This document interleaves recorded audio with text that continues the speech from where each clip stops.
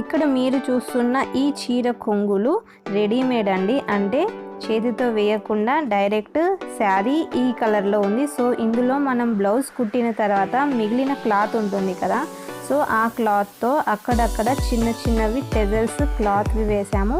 దాని మీద మళ్ళీ రెడీమేడ్ లేస్ని స్టిచ్ చేశారు. ఇదంతా రెడీమేడ్ లేస్. మనం చేతితో టెజల్స్ వేయకుండా ఇలా మిగిలిన క్లాత్ని ఇలా అక్కడక్కడ టెజల్స్ కుచ్చులు వేసి క్లాత్తో దాని మీద ఈ టెజల్స్ ఉన్న లేస్ని స్టిచ్ చేస్తారు. ఇది ఎలా స్టిచ్ చేసుకోవాలో తెలుసుకోవాలనుకుంటే మన ఛానల్లో వీడియో ఉంది, ఒక్కసారి చూసేయండి. Thank you so much for watching.